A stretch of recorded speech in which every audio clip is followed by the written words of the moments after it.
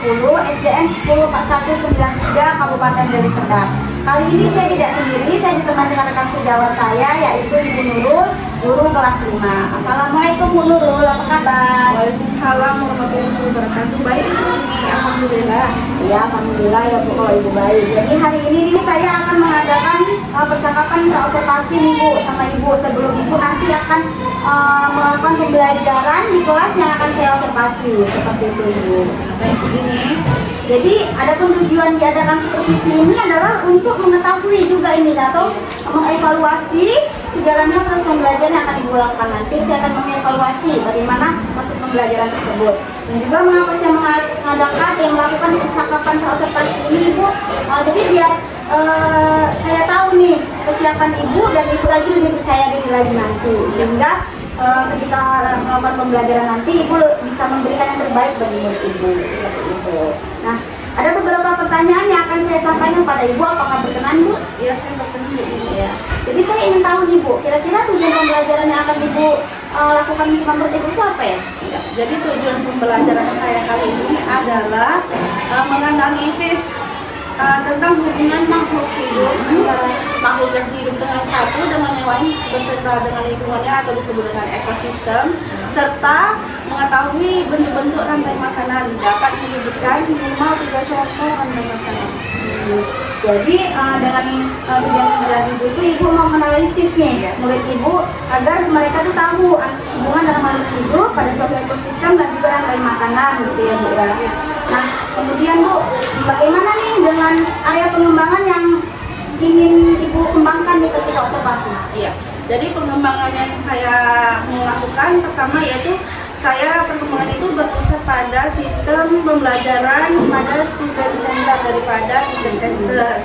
Jadi yang kedua menggunakan aspek pengetahuan dan aspek keterampilan. Jadi kalau di aspek pengetahuan itu saya harap siswa-siswa ini dapat menyebutkan contoh-contoh rantai makanan. Kalau di aspek keterampilan, saya berharap siswa-siswa saya ini dapat mengetahui hubungan antara makhluk hidup yang satu dan yang lain beserta lingkup ekosistem. Baik, jadi pengembangan pertama yang mau Ibu kembangkan ketika observasi tadi adalah Ibu mau memusatkan pembelajaran yang berpihak kepada murid atau student center gitu daripada teacher center gitu, agar kalau Ibu menerapkan pembelajaran student center ini lebih pembelajaran itu lebih berpihak kepada murid, lebih aktif seperti itu ya Bu ya. Terus tadi area pengembangan tadi ada dua ya Bu ya, pengetahuan dan aspek keterampilan. Untuk yang pengembangan tadi Ibu mau menerapkan murid Ibu menyebutkan contoh-contoh rantai makanan. Kemudian untuk area pengembangan Ibu mau murid Ibu itu menganalisis hubungan antara makhluk hidup pada suatu ekosistem seperti itu. Baik Bu, saya ingin mendengar nih bagaimana rencana pembelajaran yang ingin Ibu terapkan dalam kelas nanti ketika observasi, baik dari strategi pembelajaran, model pembelajaran yang mau Ibu terapkan kira-kira apa aja Bu? Jadi strategi yang saya gunakan ini nanti adalah strategi berdiferensiasi berdasarkan kesiapan belajar siswa. Jadi nanti siswa akan dikelompokkan sesuai dengan kemampuannya masing-masing atau cara belajar yang mereka sukai. Kan cara belajar itu ada 3, ada dari cara belajar audio, kinestetik atau visual. Jadi nanti kita akan kelompokkan. Kemudian untuk model pembelajarannya adalah menggunakan model PBL. Metode yang saya gunakan adalah metode diskusi, tanya jawab, dan juga penugasan. Jadi Ibu akan melakukan strategi berdiferensiasi gitu ya kan. Ibu mengelompokkan murid-murid Ibu sesuai gaya belajar. Nah saya ingin tahu nih Bu, kira-kira Ibu sebelumnya ini kan mengelompokkan murid-murid ya. Saya mau tahu bagaimana Ibu mengelompokkan murid-murid Ibu ini sebelum melakukan pembelajaran berdiferensiasi. Saya akan nanti membagikan lembar kerja konektif ya. Nanti dibagi, nanti dipilih di choice-nya anak belajar sukanya metodenya apa gitu. Jadi Ibu sebelum ini itu sudah melakukan namanya itu asesmen diagnostik non kognitif ya Bu ya. Jadi Ibu ada pilihan di situ yang mana murid suka belajar dari segi estetik, visual, dan audio. Jadi mereka seperti itu. Terus tadi juga modelnya Ibu terapkan PBL ya Bu, project based learning, dan juga terakhir metode yang akan Ibu gunakan nanti adalah diskusi kelompok, tanya jawab, dan juga penugasan seperti itu.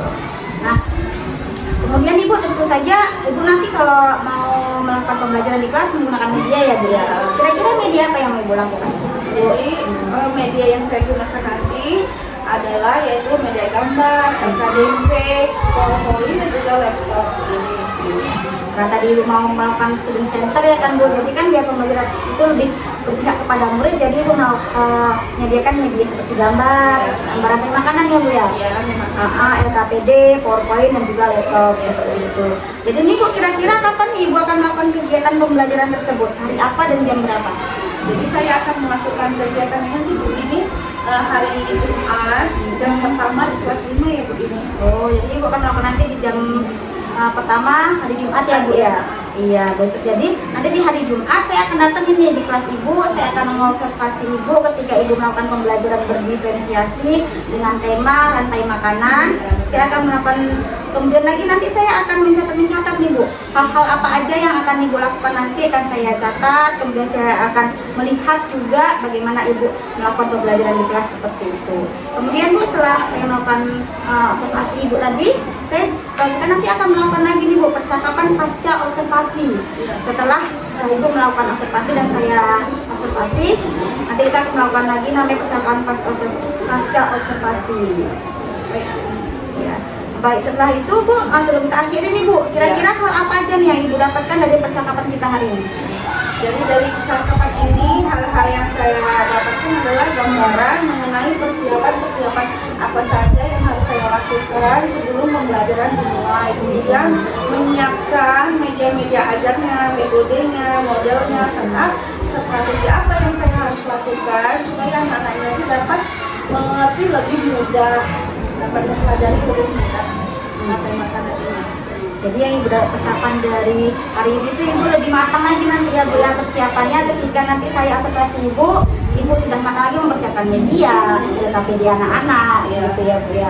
Jadi sudah menyiapkan juga modul ajar seperti itu ya Bu ya. Jadi saya ucapkan terima kasih Ibu atas waktu dan kerjasama Ibu. Sampai berjumpa lagi Bu nanti kita di hari Jumat ya Bu ya. Saya akan mengobservasi Ibu ketika Ibu belajar. Nah seperti itu. Sampai bertemu lagi Bu. Kegiatan observasi saya sudahi dengan Assalamualaikum warahmatullahi wabarakatuh. Waalaikumsalam warahmatullahi wabarakatuh.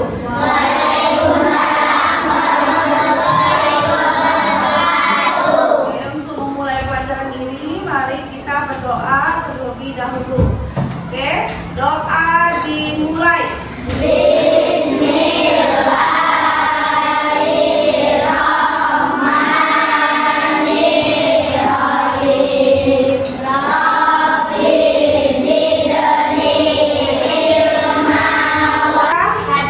Apa Ridi?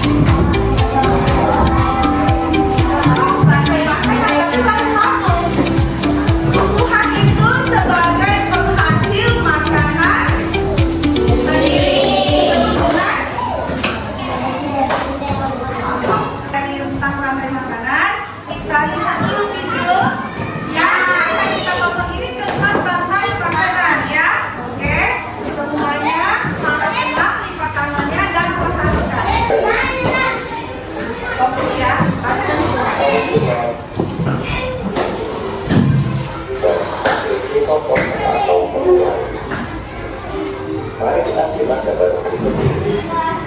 Contoh makan makanan pada gambar berikut ini terdiri dari rumput, belalang, katak, ular, elang, dan juga pohon. Selanjutnya adalah akan dimakan oleh katak. Katak disebut sebagai konsumen ikan buah atau konsumen sendiri. Kemudian katak dimakan oleh ular. Ular kemudian bisa dalam wilayah yang campur akan diserap oleh rumput. Rantai makanan dari jalur masuk aliran energi bagi makhluk hidup. Energi tersebut berasal dari matahari yang didukung oleh satu rantai makanan. Akan tetapi banyak rantai makanan. Dari beberapa rantai makanan inilah disebut dengan jaring-jaring makanan. Video yang kita tonton tadi sudah tahu kan, rantai makanan itu berhubungan antara makhluk satu dengan makhluk lain. Makhluk yang bisa membuat makanannya sendiri itu dibantu oleh matahari. Nah, contohnya itu adalah produk. Kemudian selanjutnya produsen itu adalah konsumen. Konsumen itu pemakan produsen. Ya, konsumen tingkat satu. Nah, tadi ditampilkan di situ adalah padi. Padi dimakan oleh apa? Hah? Belalang dimakan apa tadi? Katak dimakan? Ular dimakan? Elang dimakan? Jamur. Nah, hasil sisa penguraian elang yang sudah mati itu tadi, sari-sari makanannya kembali diserap oleh padi. Jadi saling berkaitan. Dari yang telah kita tampilkan tadi, adakah anak-anak ibu bisa menunjukkan satu saja contoh rantai makanan? Nama saya adalah makanan. Adalah padi dimakan konsumen tingkat satu. Konsumen tingkat satu dimakan konsumen tingkat satu. Saya contoh rantai makanan adalah padi dimakan burung, burung dimakan ular, ular dimakan elang, elang dimakan oleh bakteri. Oke. Yang belajar itu ada di sama audio, lihat ini. Yang ketiga visual, yang suka menggambar. Kinestetik, yang suka bermain peran. Nah, anak-anak ibu, siapa yang cara belajarnya itu visual, suka gambar, tunjuk tangan. Yang tinggi, tunjuk tangan. Oke, turunkan tangannya. Yang suka belajarnya audio, melihat video. Yuk, tunjuk tangannya. Iya, kita turunkan. Yang suka belajarnya caranya kinestetik. Oke. Nah, ibu akan menyajikan gambar. Coba dulu lihat gambarnya ya. Di sini ada rumput dimakan, ular dimakan, burung dimakan, kucing dimakan, jamur. Oke, rumput ini adalah sebagai produsen. Dia bisa membuat makanan sendiri. Tumbuhan membuat makanan sendiri dengan apa? Ya, dengan fotosintesis dibantu oleh cahaya matahari. Kemudian hewan-hewan itu tidak bisa membuat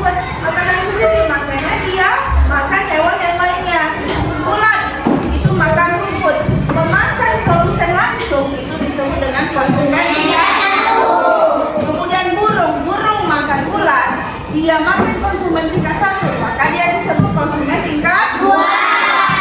Kucing makan burung, dia makan konsumen tingkat 2, maka dia disebut dengan konsumen tingkat 3. Kemudian kucing mati diurai oleh jamur. Sisa-sisa makannya tadi jadi pupuk dan diserap kembali oleh rumput. Oke, Ibu akan memberikan pertanyaan. Kita akan buat sesi tanya jawab. Itu yang disebut dengan produsen tadi. Oke, pintar, menghasilkan makanan sendiri. Contohnya tadi apa? Semua jenis tumbuhan disebut dengan produsen. Kemudian ulat adalah konsumen tingkat 1 karena dia makan. Iya, betul. Sekarang deskomposer itu disebut dengan apa? Mengurai. Contohnya apa aja? Ada 3 tuh. Jamur, bakteri sama cacing. Karena kalian tadi sukanya visual yang menggambar ya, Ibu akan membagikan KJP tentang rantai makanan dari kalian cat ini, kemudian nanti diurutkan sesuai seperti yang kita pelajari tadi ya. Bawa cat kan.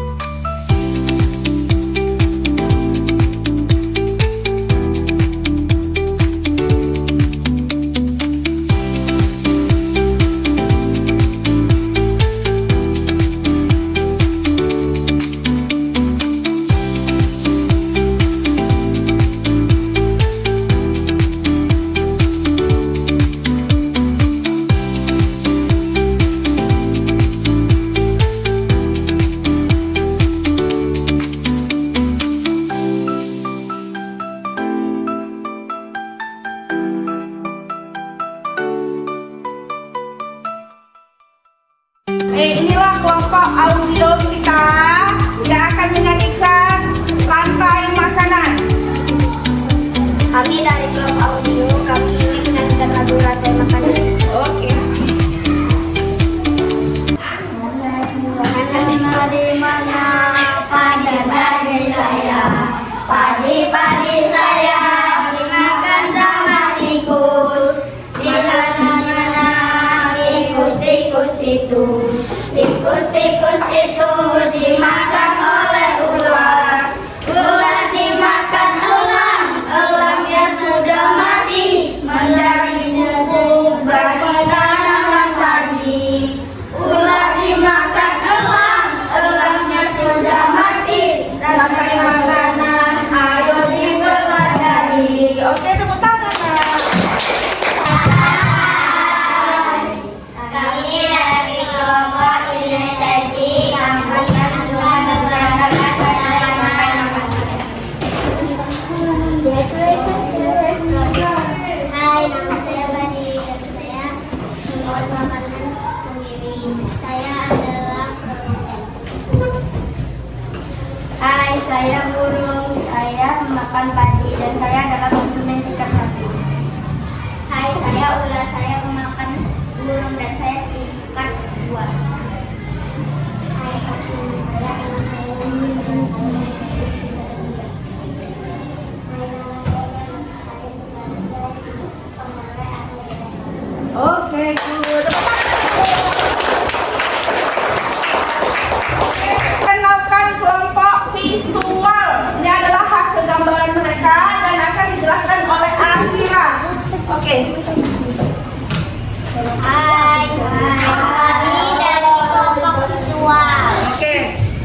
Maju Akira.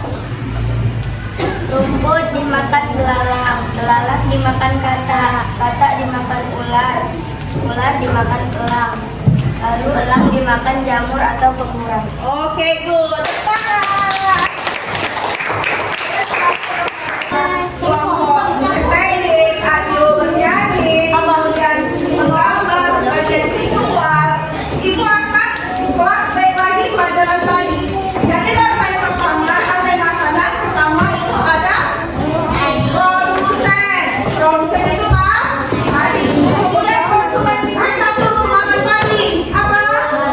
Kemudian konsumen tingkat 2.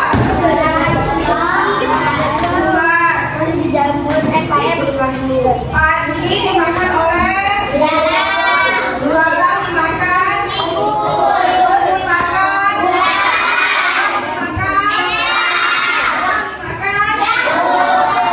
jadi harus sudah paham ada mana produsen, konsumen tingkat 1, konsumen tingkat 2, konsumen tingkat 3, dan pengumpulan.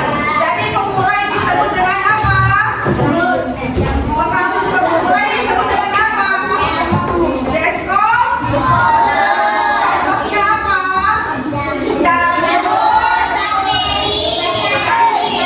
Oke. Yang merasa senang hari ini.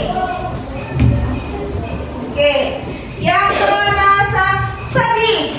Ada nggak yang merasa sedih? Yang merasa marah. Ada nggak? Ada yang merasa ngantuk. Ngantuk ada ngantuk? Ada malam nggak tidur? Di pelajaran itu sekolah. Ada nggak yang merasa bingung? Nggak ngerti? Nggak ada ya? Semua ngerti ya? Oke. Besok kita akan belajar tentang jaring-jaring makanan. Tadi rantai makanan udah, jaring-jaring makanan seperti ya.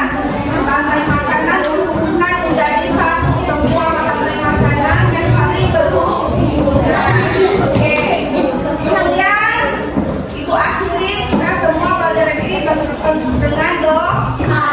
Dimulai.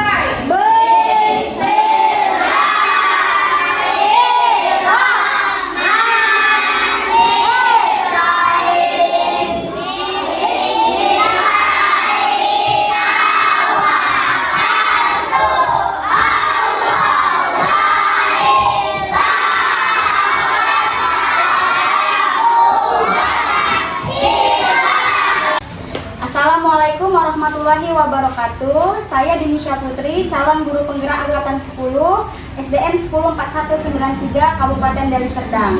Kali ini saya bersama dengan rekan kerja saya Ibu Nurul, wali kelas 5, dan pengajar praktik saya Ibu Suryaningsih. Nah, kali ini saya akan Assalamualaikum, apa kabar Ibu? Alhamdulillah baik Ibu.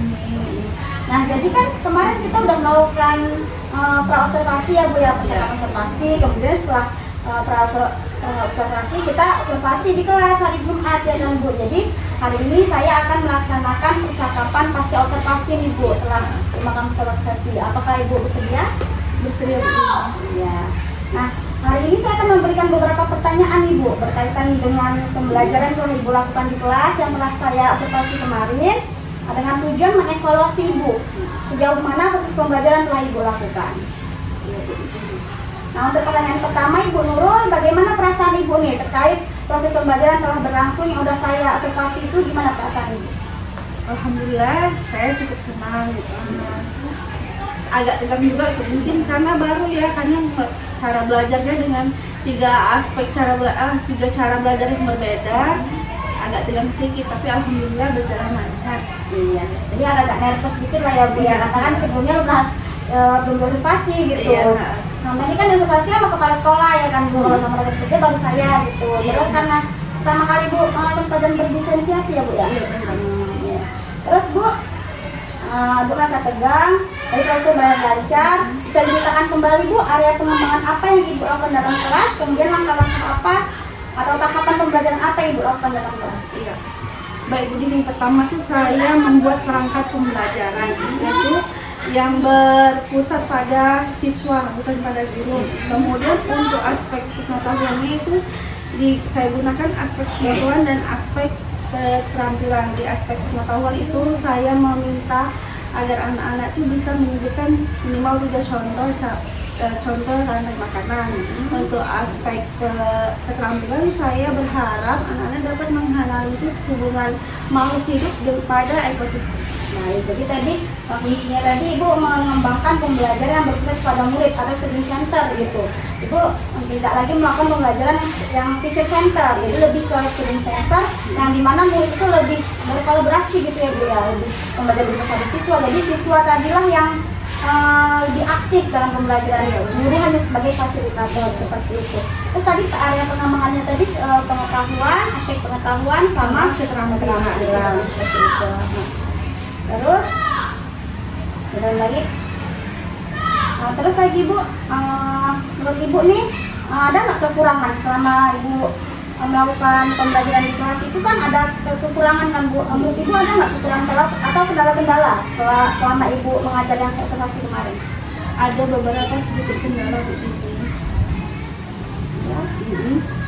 Seperti apa itu kekurangan atau hambatan yang saya hadapi, yaitu ada beberapa siswa yang masih pasif. Mungkin kan pembelajaran ini masih pertama kali, jadi ada sistem belajarnya juga berkelompok kan, jadi juga ada anak yang aktif, ada yang pasif. Yang pasif mungkin gini, karena ada temannya yang mengerjai dia ya santai-santai aja gitu.